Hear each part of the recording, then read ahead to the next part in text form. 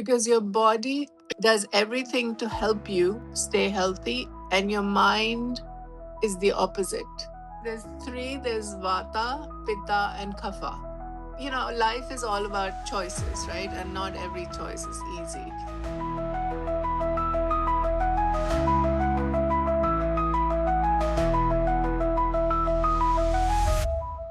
Geetika, welcome to Sessions from the Edge. Thank you so much. Thank you for having me. I'm excited to be here. Yeah, I'm Yeah. really looking forward to it because India is my soul home. So there's a mind home, a body home, and a soul home, and India certainly is that for me. And also, it's the home of Ayurveda. Exactly. So before we get started, I wonder if you wouldn't mind telling people what Ayurveda actually is. In the simplest form, I like to say that Ayurveda is an ancient medical system that originated in India, and their approach is through nutrition and lifestyle.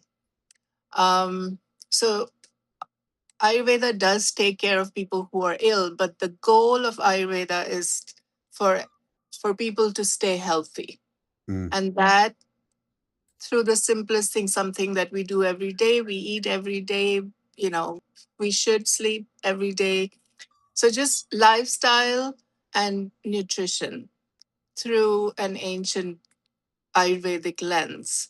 But Mm. it's so relevant to our lives today. You know, we live we're living thousands of years after. But it's interesting that a lot of the things that Ayurveda said or says is still relevant today and very helpful. And it's amazing that it is thousands of years old. I mean, that's the incredible testimony to the way of living of Ayurveda. And you're a chef by trade, but it's not just about food, is it? It's really a number of different things. Exactly. So food is one avenue. So we all eat. Mm. And Ayurveda looks at food, in the West especially, but now I think it's the same in the East too. We look at food in by nutrients. This has carbs, this has protein. I need this many grams of protein. I need less carbs. This is too much sugar. So, uh, and also the advice changes all the time. Mm. So that's one thing that I also like about Ayurveda, that they don't, every year there is not a new diet that comes along. It's the same diet, which is that we should eat food seasonally, food that grows around us, close by, as much as possible. And Mm-hmm. also, they believe, which I agree, that food has life. So the closer the food is to the way it originally was, the more life it has. So Mm. life is prana. So if we eat a carrot that's cooked, my body knows exactly what it is. Mm. It doesn't have, because we all come from the same, on the same planet with the same elements. So actually, Ayurvedic cooking is really, or their principle about food is, as far as I'm concerned, very simple: to eat fresh food um, as much as possible. I know the world has changed, so Mm. I grew up eating, you know, freshly cooked meal every day. But that's probably not, well, it's not possible for many people. It's not possible for me. So we can make a few changes, but if we just keep that in mind, that the Ayurveda wants our body to recognize the food that we're eating. So when Mm. something comes out of a box and it's so processed, um, our body has to work harder to figure out what this is and how to take all the properties from it. I don't know if I Yeah. answered your question. I can go on about this forever. Oh, and we are going to go on about this forever. In fact, folks, we're going to stay here the whole day because I can't stop talking about Ayurveda. I just love India. My wife and I go there regularly, and we go there specifically for heartfulness, so for meditation and for philosophy and for the food. I mean, I don't know if any of you followed the photos. My wife and I were up in a place called Rishikesh in April, Right. and that whole town is vegetarian. There's no alcohol, there's no meat, and where we were eating was always Ayurvedic food. And if you see the photos, oh my, the food was just incredible. Breakfast, lunch, and dinner was just incredible. So Remember. for those of you who have read my book, Decode Your Diagnosis, this session directly reinforces chapter 20, which is health is your occupation. And that came about as a chapter because I got to the stage where, because of severe heart disease, I had to continue this process of living well. And for us I mean, Geetika talks about longevity in some of her posts and notes on Substack. And to do that, you've got to make it routine. And certainly if you have a chronic illness, it has to become an occupation. Now, some of us have more than one job in real life. So, there's two occupations, if you like, if you're doing two jobs. This is that level. So what I'd like to do for the rest of the session is go through a Q&A flow where we first decode what the issues are and understand how Ayurveda might help our functional health. Then I'd like to go on to aligning our daily actions to improve our eating habits and metabolism. And then finally, I'd like to have a chat about exploring how a Titan can thrive beyond survival. Now, a Titan is a person who has taken charge of their situation. If you've got a chronic illness or if you've had a major life disruption, you've taken charge of that and you're doing something about it. You're not giving up. You're not letting go. I've interviewed people, for instance, who have stage 4 cancer. Now, that's a terminal cancer, but in the case of, say, Jenny's Substack, it was that she is dying to live. And she's just constantly going after it. So that's what we're looking at here. Does that work for you, Geetika? It does. There's just one thing, and you can say no. I Yep. just want to, as you ask me questions, if I would be permitted to just tell you why I came to Ayurveda and why I think how I approach it. Would that be Absolutely. something? Absolutely. So, Mhm. yeah, so why did you come into Ayurveda? Okay, so I'll try to make it as short as possible. So, like you said in the introduction, I was a chef, and in not just in restaurants, I did catering, I taught. So almost 25 plus years. Um, and when you work in that kind of an environment, your schedule is upside down from the average person, which is that, you don't come home at 6 o'clock and have dinner and go to bed by 10, 11. I was going to work in the middle of the day, working in a hot, crazy kitchen, which is really exciting, which was at the time. And then coming home, if I finished my shift at midnight, so for me, that was my 6 o'clock. And that's when we would go out for a drink because you're so wired. Not every day, but that's anyway, you come home really late, 1, 2, 3 o'clock, and you just kind of, I used to just pass out. But the next morning, I was young, so I was in my late 20s, 30s. And the next morning, I could wake up and do the exact same thing again. Yeah.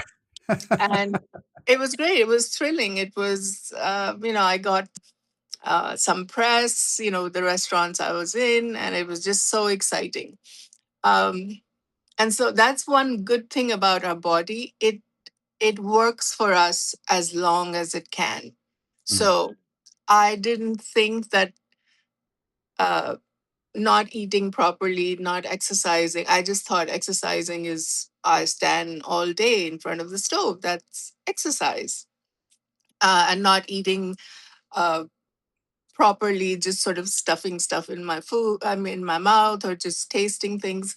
Anyway, so about 20 plus years of that, of having no proper nutrition I mean, I'm eating a lot, but not thinking about what I'm eating.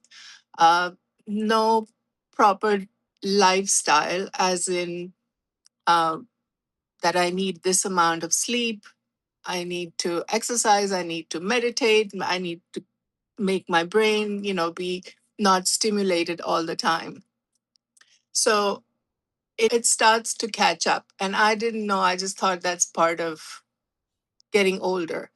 So about 6 years ago, I started having some symptoms where my stomach was just always unhappy and always on fire. I felt like a literal little flame in my stomach. And this is coming to a person, I prided myself that I could eat anything. And I was an adventurous eater. I would try everything. Nothing happened to me. But then all of a sudden, my stomach starts not just like 1 or 2 days of not feeling great. It was just discomfort all the time for several weeks. Um, I didn't know what it was. I just thought, everybody gets indigestion. Anyway, it went on for months. It actually, I couldn't, I was teaching cooking at the time. And there were times that I couldn't stand up in a classroom and Oh, teach because really? it wasn't just the fire, it was also um, having to go to the bathroom just all of a sudden, Yeah, yeah. uncontrollable. Um, so I had been totally healthy till that point in my mid to late 40s. So, which was very lucky, but I didn't know what you're supposed to do. I thought I have cancer. I thought I have, tumors. I thought of all sorts of things. I Googled things, and, your stomach has all the important organs. So I'm like, Mm, I have this cancer and that cancer. Anyway, someone said, you should go to the doctor. So I did. Um, got a colonoscopy and endoscopy. Um, the good thing was they said that there's nothing, you don't have any of those diseases that I had made up in my mind.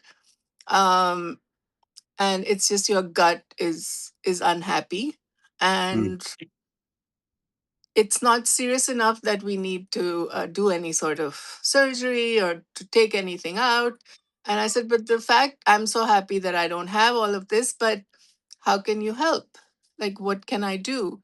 And there really was no answer. They tried a few mm. medications because I needed to get much sicker for them to be able to help me, as in, like, have a growth. That's ironic, isn't it? Yeah. And the only one good thing that they and I'm almost there. Why I came to Ayurveda. The one No, good no, thing that that's they fine. taught me is that um, it's what I'm eating is what's causing these issues in your stomach. Mm, And they suggested there's a thing called a low FODMAP diet, which, to just simplify it, it's basically you eat baby food. You eat mm. food that does not tax your gut at all. So things that you would not think are healthy, like white rice, white bread. I could hardly eat any fruits. I could eat all the Wow. protein in the world. So when I did all of that, I started feeling a little better, and I went back to the doctor and I said, "But I'm still uncomfortable. Like my lifestyle has changed because I don't know how I'm going to feel next week. So I'm afraid to go to work."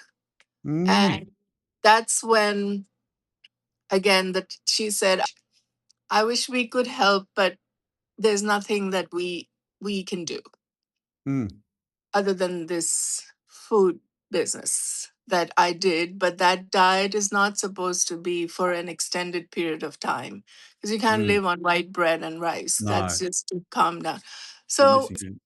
right, I had to quit my actually teaching job Wow. because, and I was so sad and so upset about it. And then I was home for a bit, just trying to get better in a way that I know. And then slowly it's the first time I realized that what we eat is really important for our health, not Mm, just A lot of people think, oh, I should go on a diet, I want to lose weight, I want to do this, but it's not that. It affects your entire body and how you function. So that's when I can say there was a particular day, and I said, I need to go back to the drawing board. I need to go back to how things were done in every part of the world in the old days. Mm. Uh, and that's when, I'm from India. I knew a little about Ayurveda, but not really.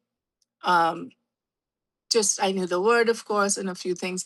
I found a school that in the US that taught Ayurveda. I did a 1 year course, and it changed my entire life really, and my thinking. And it, in retrospect, if I knew all the things that I know now, or all of us, we wouldn't have these lifestyle diseases. Oh, absolutely. And And so that's was there a diagnosis in the end? I mean, it sounds to me a little bit like, IBS or irritable exactly. bowel. So it's IBS, but IBS is such a large umbrella. Mm, So you could have IBS and I could have IBS, and we could yeah, have absolutely different symptoms. So yes, that was my official diagnosis, IBS/D, which is diarrhea as opposed to constipation. right. Um, and I've lived with it for the past 6 to 7 years. And so how did Ayurveda improve your situation and with IBS? Irritable bowel syndrome. Sorry, Right. I shouldn't use Exactly. acronyms. Um, so the the basics of Ayurveda, actually within a first couple months when they were just teaching us just the foundation of Ayurveda, which is that us humans, we're part of nature. So we need to behave like nature does. So just like there's summer and winter, the tides raise, and they fall, and the sun is up, moon, all of those things. So the same exact thing is happening within us, whether we know it or not.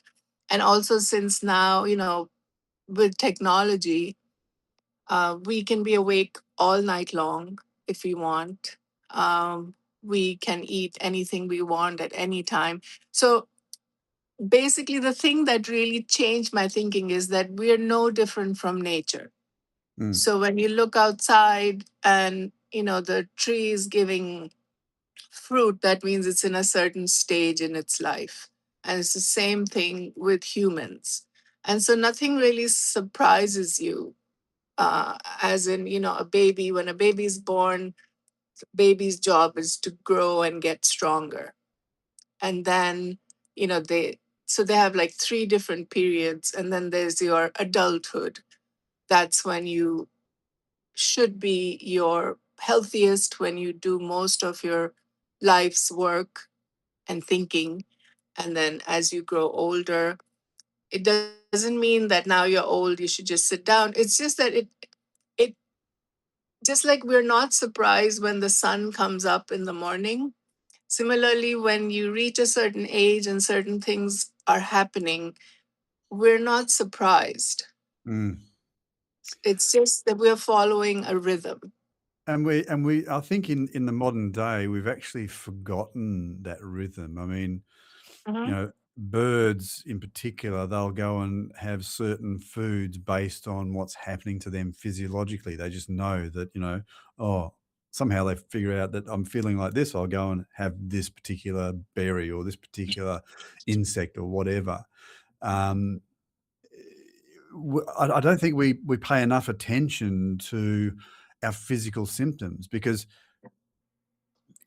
often our body is already telling us what's wrong. Because what I understand from what you're saying is that Ayurveda is a very natural flow of things. It's not a religious or a cultural um, set of guardrails. It's Right. actually more about going with nature, going with the environment. I mean, for instance, you had a post the other day about summer. Tell us more about that. About how people's bodies are aligned, let's say, differently with the Right. seasons. So just like I said, our bodies, because we're part of nature, our bodies mimic what's happening outside in in the weather. Um, so during the summer, no matter okay. I just have to say, like, certain things I have to say before, which I think that's what you were asking. Another good thing about Ayurveda is that they believe we're all individuals. So we have, even though we're all humans, but we have different constitutions, which just means like a different set of energies. And this is Correct. not So, for instance, right. my wife calls me the human heater, Yes. So you where must pitta. y yeah, exactly. So go through those terms just then. You Okay. just mentioned those terms. So there's three. There's vata, pitta, and kapha. Mhm. So vata is made of air mostly. So after there are certain people who just cannot sit still. They always have a lot of it's not energy, it's just like nervous energy. So Mm. those people are vata because it's air, and air is always moving, Moving. Yep. and their moods can change very quickly also. And again, these are not, some people say, oh, I'm a vata, so that's why I'm this way. It's just a way, again, to make sense of that Yeah. we're different. It's Um, understanding yourself. Yeah. right. The next is pitta, and pitta is predominantly fire and water. So that shows up in your body temperature. It shows up in digestion. A lot of people who are pitta, they have a very strong digestion, which can be a good thing. But then, because I'm I'm pitta and kapha, so I Mhm. think the reason I could eat all the crap that I ate for 50 years, I also ate very good things, but is because my body was pitta and it was digesting everything. And then the last one is kapha, and Mhm. kapha is predominantly earth and water. So that's what stabilizes us. So that's our bones. Um, Pitta is the fire, and vata is the air. And every dosha, and they're called doshas or constitutions. So every dosha has a season. So pitta is because it's fire, and when it's hot inside and it's hot outside, there can be a reaction, as in too much heat. Mhm. So we all have to live through every season. But if you know that you're a pitta, you would do certain things like make sure you stay out of the sun, the direct sun, or you cool yourself down quickly. Vata people are quite happy in this season because they're usually very cold.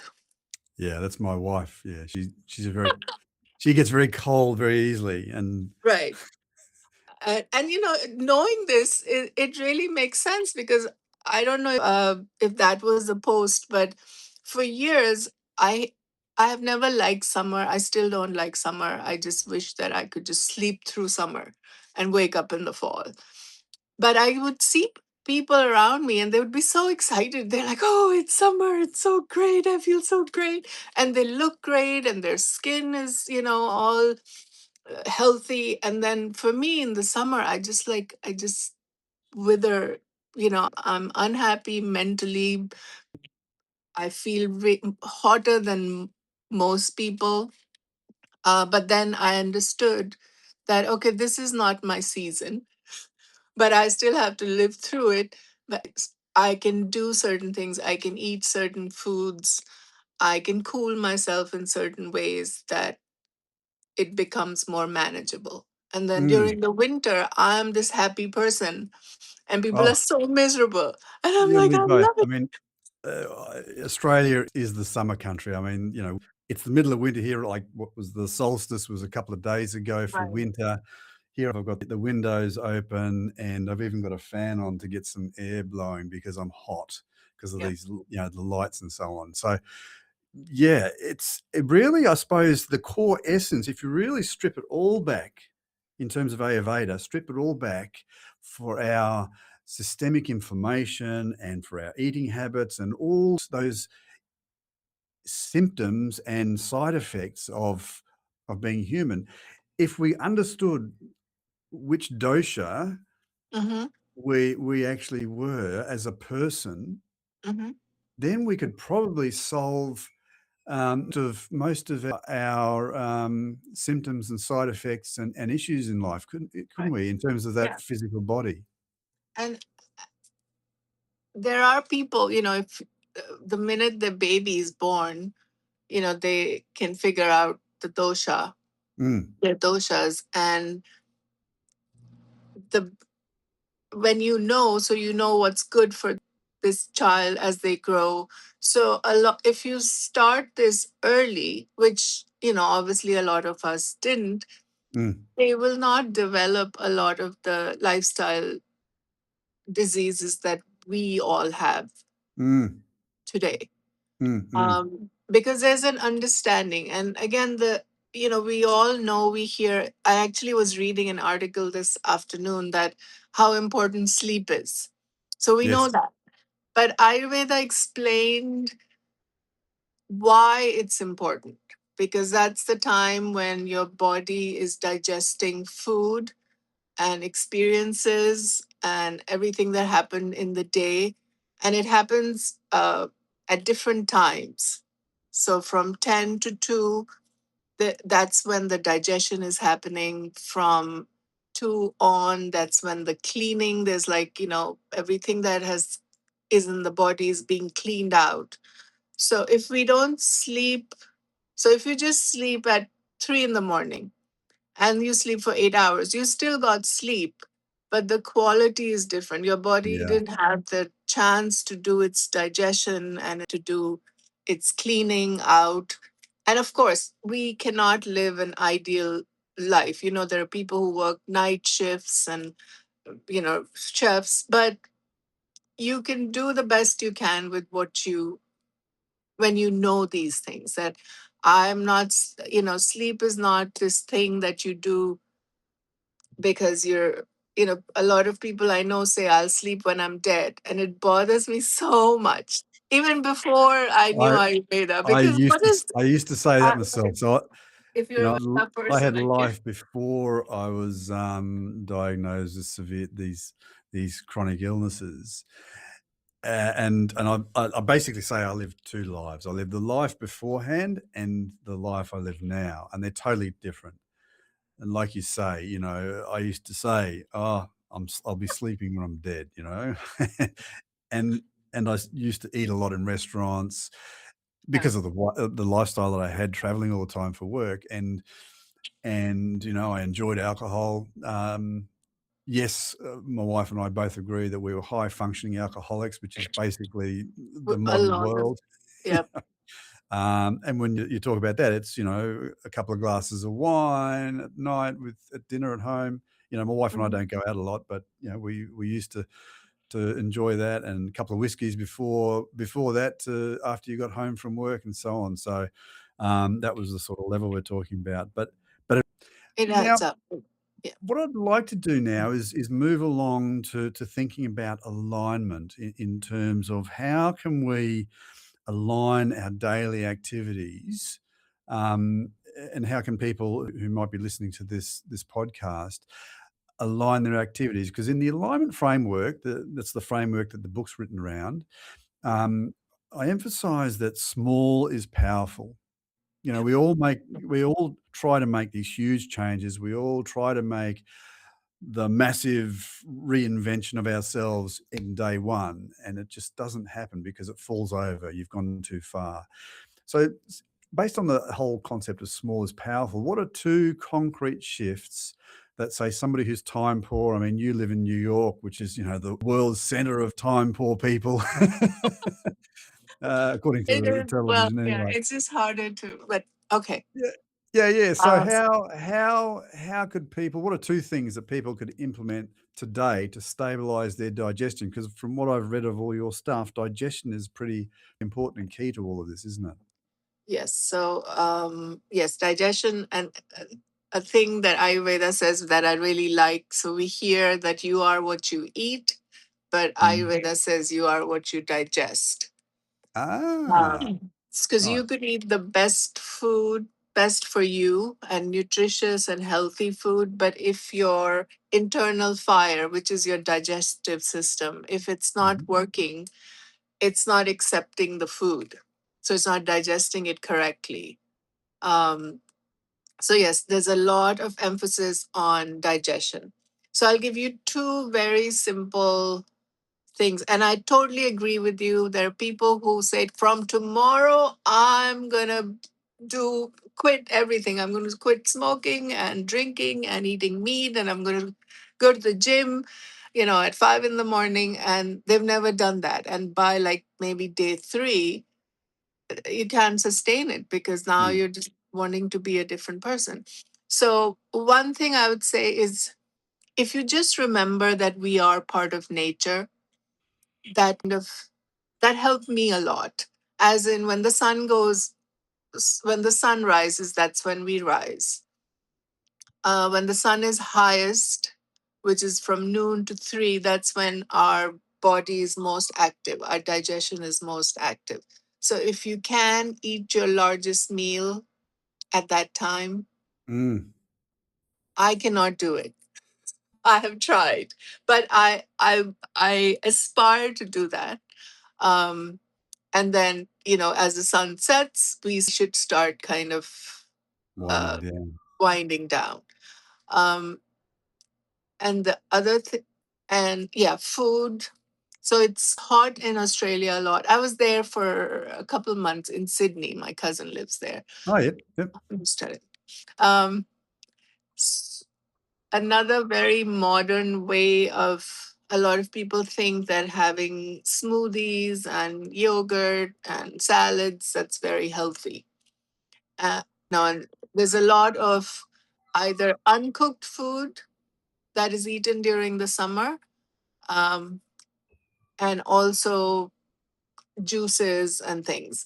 So just remember that our body has a certain temperature, right? Like 98.7. I don't know what it is in centigrade. Mm. Um, 30, so, 36 degrees, yep. right. So if we eat food closest to that temperature, that's most acceptable to the body. So Mm. that can, to simplify it, I would just say try to eat one cooked meal a day for sure. So, there are people who will have like cereal for lunch, for breakfast, and then maybe a protein bar for lunch, breakfast, lunch, and then open up a box of something. Uh, I'm not everyone, but like mac and cheese or something. So none of that food was.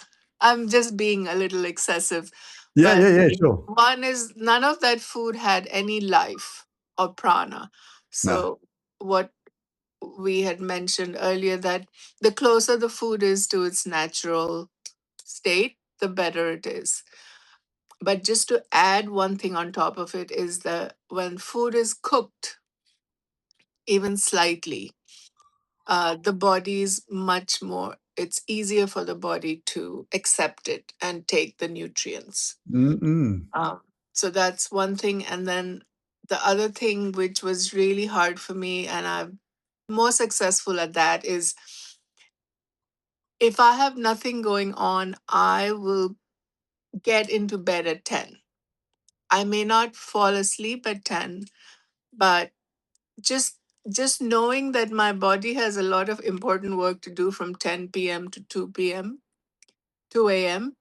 Mm. It's just this picture in my head that, if I don't do that, my digestion will not happen properly. And again, 1 day or 2 days is fine, but like you were saying, things catch up. So Mm. I would start trying to eat one cooked meal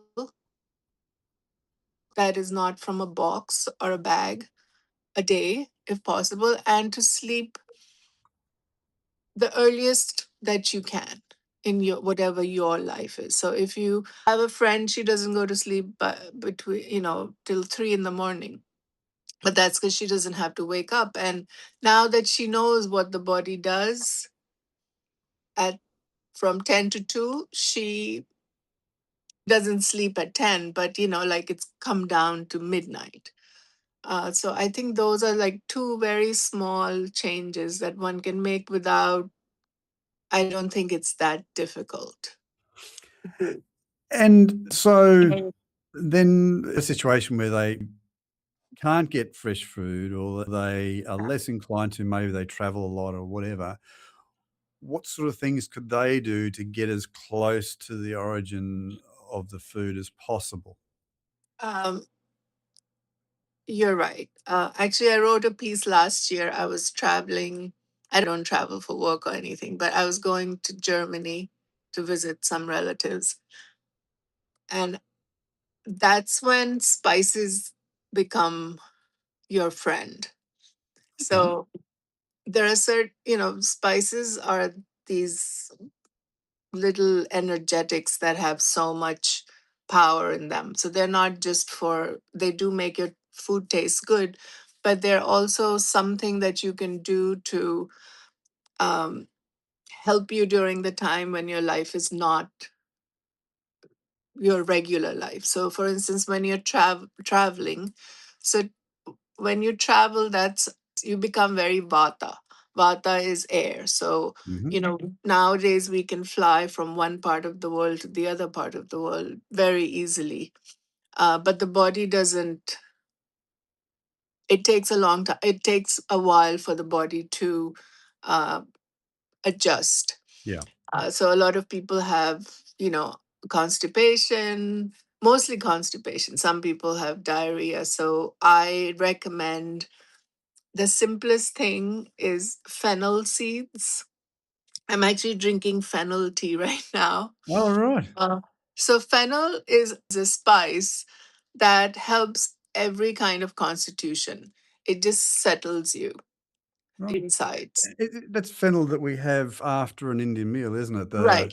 The seeds that you Between eat but from restaurants and things, Right. and They may have some restaurants, they may like have like sugar, it's coated with sugar or something. But fennel and ginger are two things that you can carry anywhere that you travel. So I'm not going to say that, you're at an airport and you've missed your flight or you have a layover for 10 hours that, now you're like, oh my God, I need a fresh meal.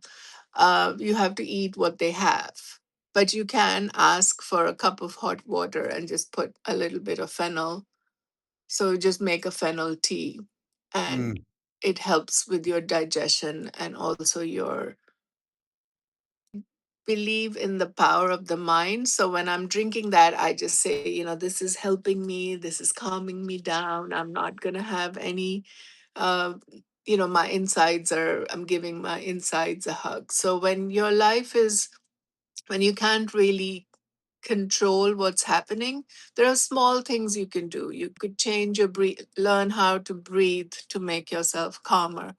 Have a few tea bags with you that don't have caffeine. I mean, mm, and I never stop people from drinking coffee and tea because then you're taking things away. You should just add certain things. And then when you travel, as much as possible, try to follow some sort of a schedule. It will not be the way it is in your home, uh, but try to eat 3 meals. Like try to have breakfast in the morning, whatever it is. Just close to what you should be doing without stressing yourself out about it. mm, mm. And I'm just wondering if there's any sort of strategy that you'd recommend for introducing simplified eating habits, high speed people. I mean, one of the things I do is just zip by.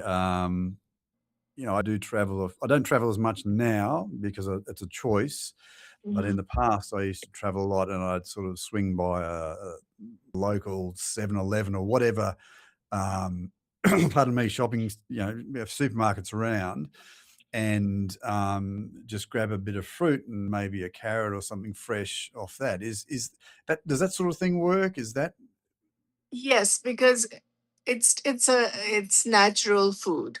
So if you went to 7-Eleven and picked up like 2 bags of Doritos and a mm, big soda, mm, but none of this fresh stuff. So life is all about choices, right? And not every choice is easy. So the fact that you're picking up something that's natural, like an apple, a banana, a carrot, whatever, grapes, and that's already much better. And yes, I said that Ayurveda likes us to eat cooked foods, but you're doing the best you can with what you have. mm. Now, Um, one thing we haven't talked about, and I haven't asked you about, which I'll do, is those TV dinners and things. I mean, you see them the world over. The world, every nationality has some version of prepackaged, microwave dinners and things.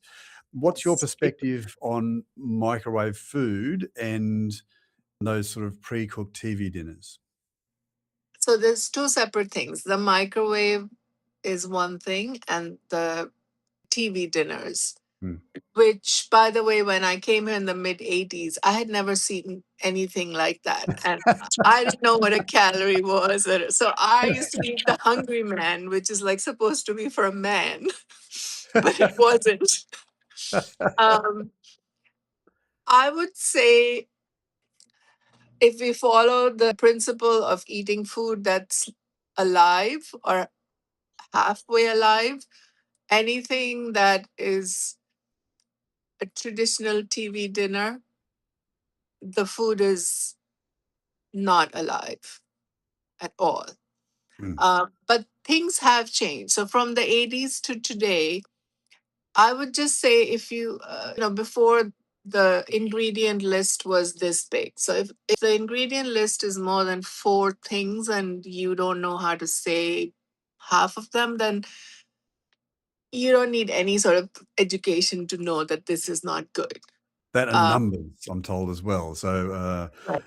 a food nutritionist that I've interviewed and so forth before, they say if you can't read the word Yeah, and it's a number, forget it. exactly. Um, but again, if that's all you can do and you know you need to eat, but just don't make, you know, we have this, I don't know if you have something similar. It's called Trader Joe's, and it's quite, the food is good, but economical. And they have a Right, lot of frozen foods. right. Um, and a lot of time when I go there all the time, but you see, like some people's, cart is just totally full of the frozen foods. Yeah, Then you know, if that's your diet day in and day out, then obviously nobody has to really tell you that that's not the best thing to do. yeah, for sure. So I think if we know these principles, like what to eat, try to eat fresh food, try to eat cooked food, if you do it the best you can, that for me is much better than if you stress out. You're traveling somewhere for 2 weeks and you're just going to eat whatever they serve you or at the hotel. So it's a bunch of choices that we make all day. Yeah, And if they just, like you were saying earlier, if they're small and they don't seem so life altering, we'll be more likely to keep do them it. up. Yeah, I had, exactly. I had trouble, when I had my IBS. I actually had a little bit of a, like, what I thought of myself, I became a different person. I thought that I knew I was a person who can eat anything. Mm. Like you're like, oh look, this is a new brand of something that came, or this the hottest chili in the world, or whatever. And I mean, I would try a little just because I like to gather flavors in my Yeah. head. Well, that's what chefs do, right? Right. So then I was no longer that person. And so it took me quite some time to accept this new version of me. I still eat things that I should not eat sometimes, but a lot less than before. So what I'm saying is like, we have to change certain things, but just do it slowly. Yeah. Like, now when I go to a restaurant, I have to look at the menu totally differently from the way I used to look at it before. Um, s- That's it's, aligning, and that some good suggestions and ideas for daily activity. How about the future? How about moving forward and thriving? Because in the alignment framework, I have a concept called the knife edge of time. And Mhm. my perspective on time is that we live in this exact millisecond. Right now, this moment is where we live. This is where action takes place. And it's the only place that action takes place. We can't do anything about the past. That's in the revision mirror. There's nothing we can change there. Like I said before, I lived two lives. The one before, like you, I could eat anything, tried all sorts of foods across the world. And we're talking about different cultural foods. So yeah, I'm the guy who's had the whatever testicles in Asia, Yeah, or I you know, was like, thing, yeah, yeah, exactly. And things in South America. I was in a subsistence village in the 80s on the coast of Chile, and the only thing they could eat was dolphins, and they'd have a dolphin once a month because they're in a desert right on the water, and they're eating fish. So they'd catch a dolphin, and I had dolphin. That's not the sort of thing you do in the West, but they would do it not as a routine, but just to get some high level protein into their diet.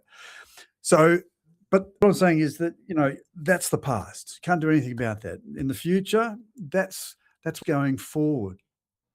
hmm But what you do now and the choices that you make right now are the things that are going to shape that future.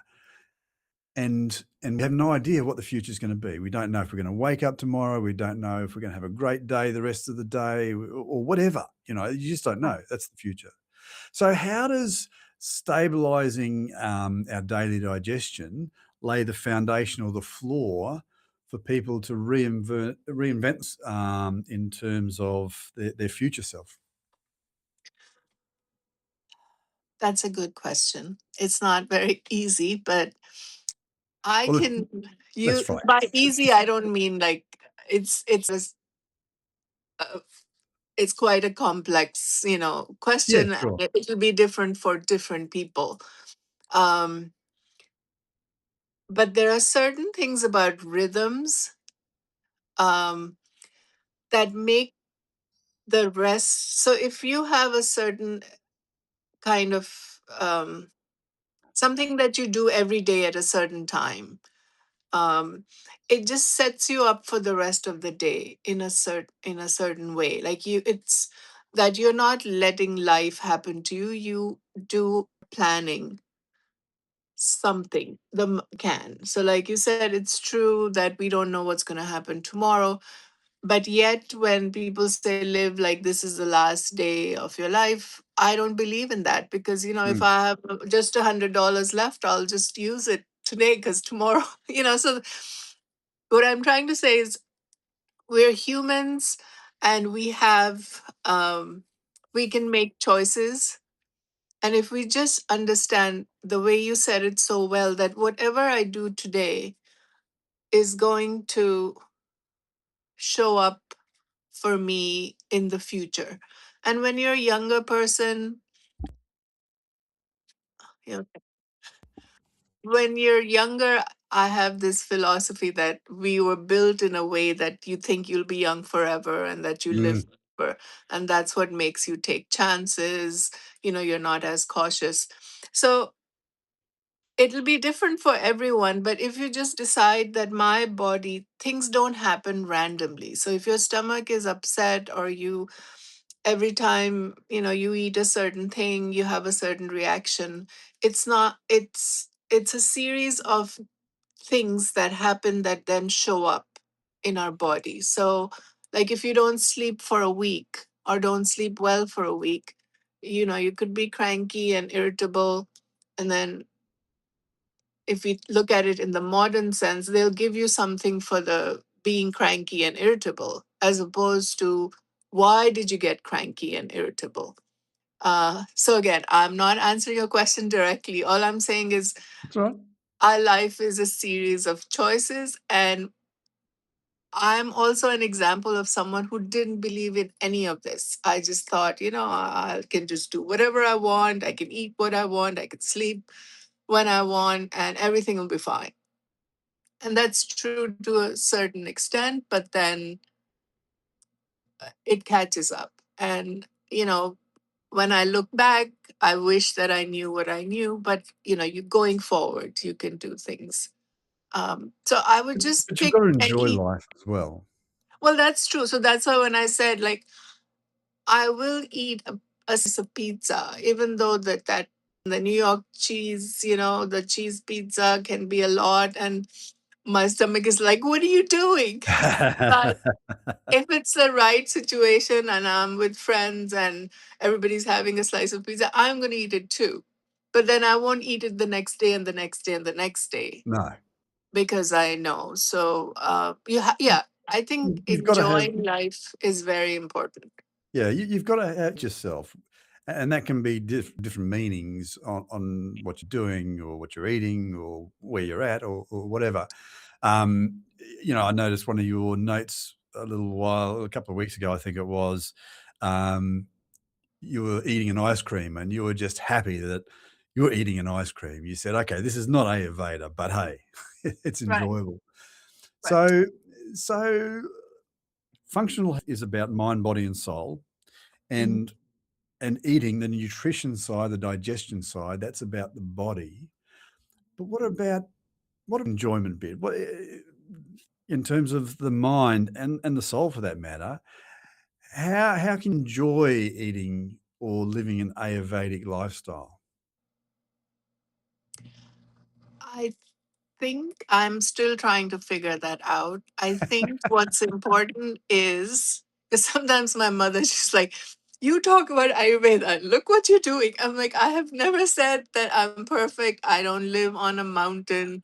And everything about Ayurveda that I like to believe for myself and others is that acknowledging that we live in this world where we have to do certain things that didn't happen thousands of years ago. But to stay, and this is not just Ayurveda, and it can sound cliche, but we really need to know who we are and what we want from Mm, life. mm, So again, modern times is all these things that are you in every direction, and you could be getting 10 texts a second, and you're just constant. Um, what's that? Your brain just never getting a chance to just calm yeah. itself. So that's a big for me, which it's kind of new. I started meditating about 8 or 9 years ago, Mhm. and I understood the importance calming your mind, because your body does everything to help you stay healthy, and your mind is the opposite. Ah, It will that's an do. interesting perspective. Right. Yes. The mind will, if you think about it, like I said, I ate, it's not good for me, but my body will do its best to keep me healthy. But the mind is yeah, opposite. And when I learned this, I started, because we can have a certain thought and we can just run with it. Yep. And it could be and that it's not true or it's stupid or whatever. But the mind, if we to calm our minds, that is almost more important than what you eat.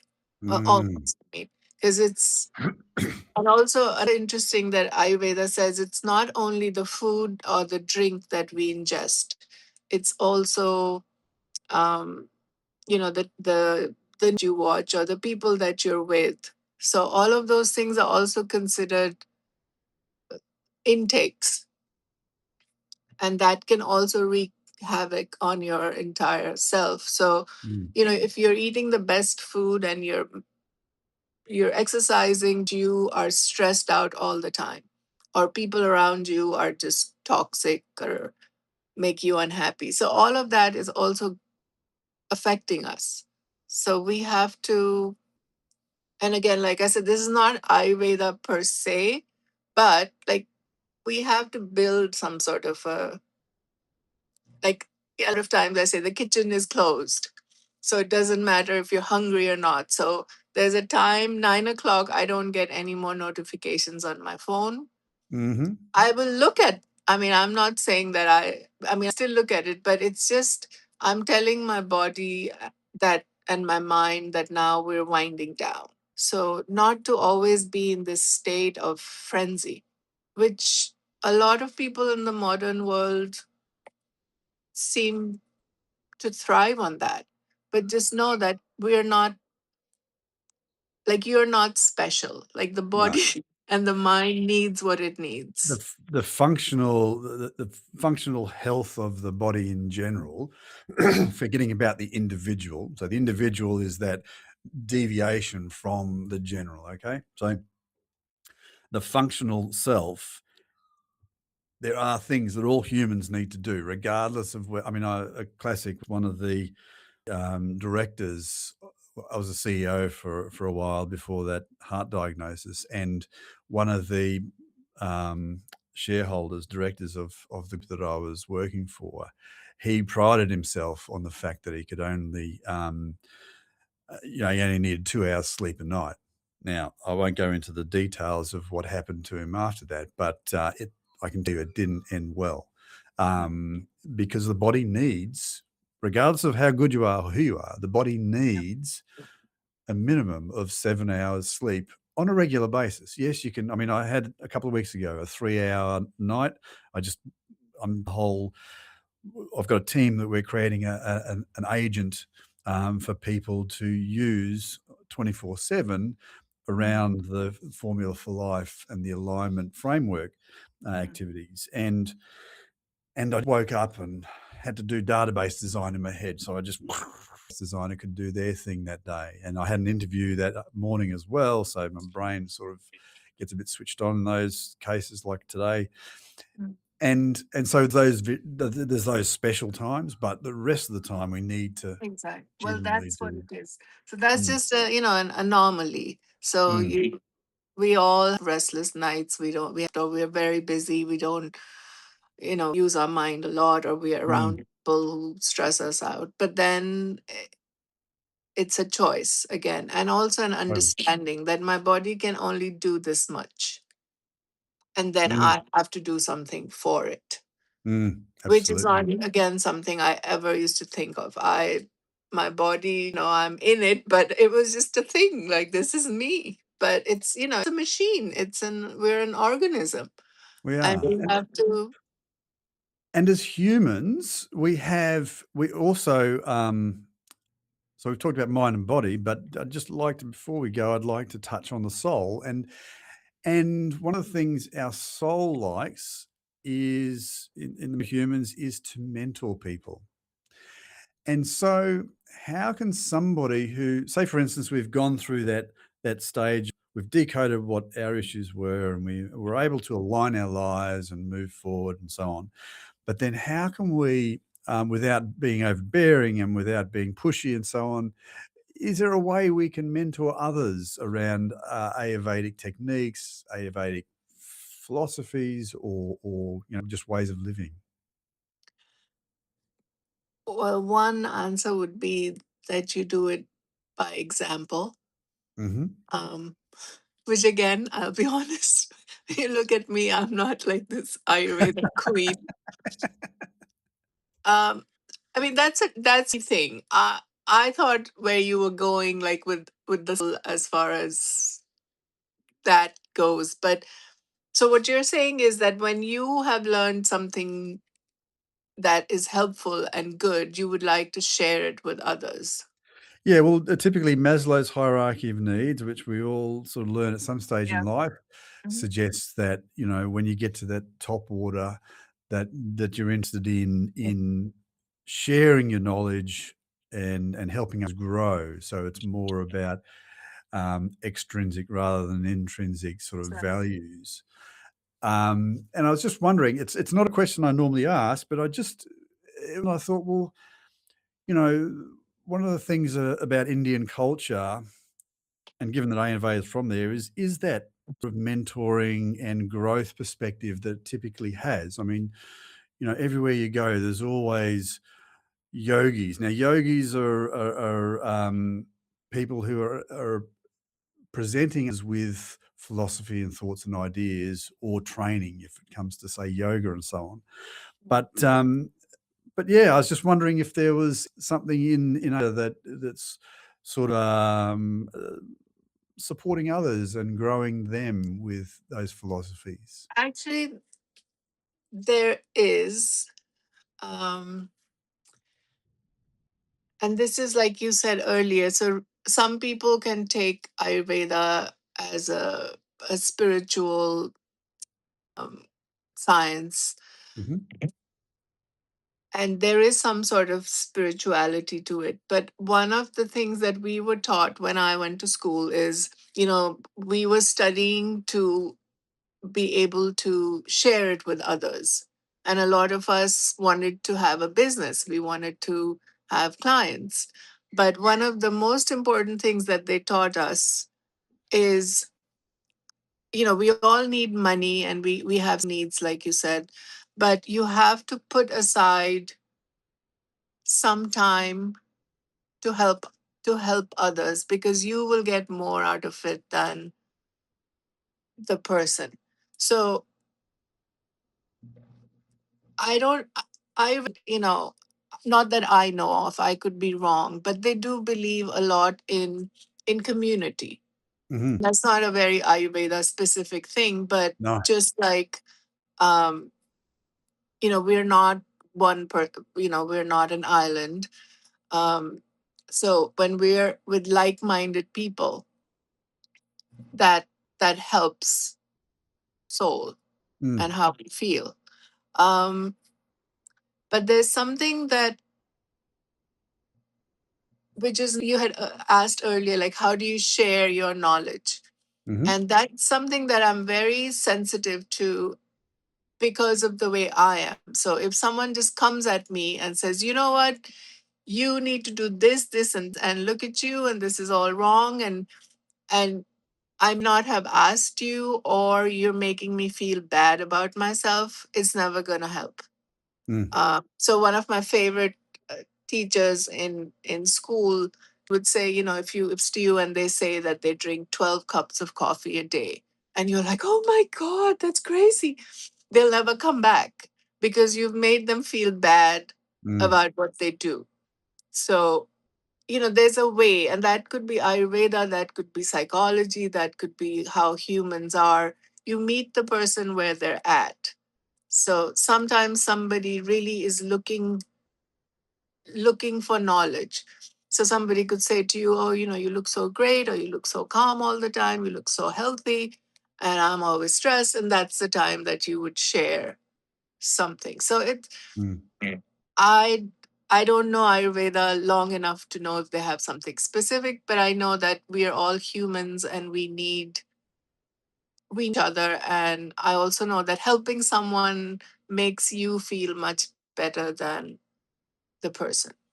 Yeah, no, Um, that's a great answer, and like I was saying, it's not the sort of question that I ask normally, but I just thought, well, I might ask this just in case there's something in there because, I'm starting to explore the different cultural perspectives, and Ayurveda is one of them. So thank you for that. But, I've got one more question if that's okay with you. What would you say to someone newly diagnosed? This is a question I ask every time.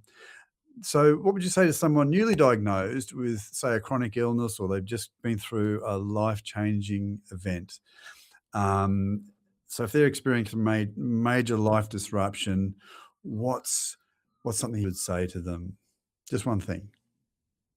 about Ayurveda and how it could assist them? I don't know if I can just say one thing.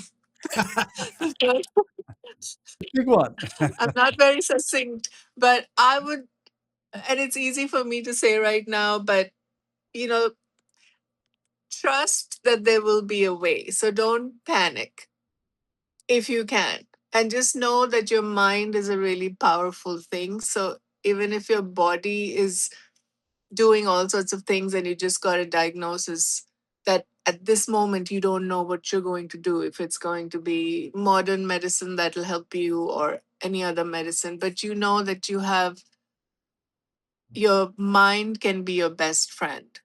So just give yourself grace. Don't again, this sounds so not like don't stress, but really just believe that there plan. And this is not, you don't have to be religious. I'm not a religious person, but I also know that we're all here. It's not just like something that just happened. There's a plan. So when you're diagnosed, just give yourself some time to digest it. Don't think that by I'll wake up tomorrow, I'll know exactly what to do. If you need some time to just, again, digest is the word, to just take it in and then Rest know and that digest. there's, right. And then just know that there will be a way. Well, with that answer, that's a fantastic one answer. That's great, Geetika. You did well. Are there any questions from the audience? I see we've got Oh, an audience that has stayed for the whole, so they I must see enjoy cousin is Ayurveda. here who lives in Sydney. Oh, okay. Which one's that?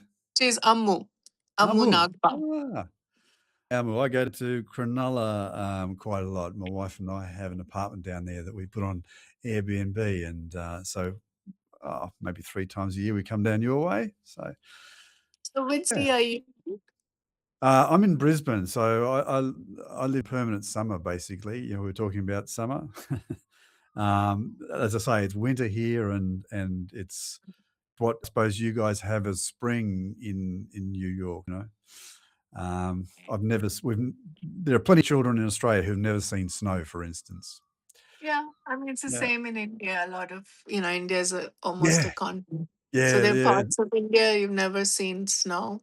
I feel very Um, comfortable in India. It's a very similar environment. Yeah. Well, Gatika, thank you so much Thank you. for joining me, I and thank you enjoyed for it the a lot. audience. Yeah, Yeah. No, that's great. I made sure I don't get nervous, and I don't think I did because I was no, like, we're just gonna have a conversation. you did really well. So thank you, everybody, and we'll see you next time on Sessions from the Edge. Yeah.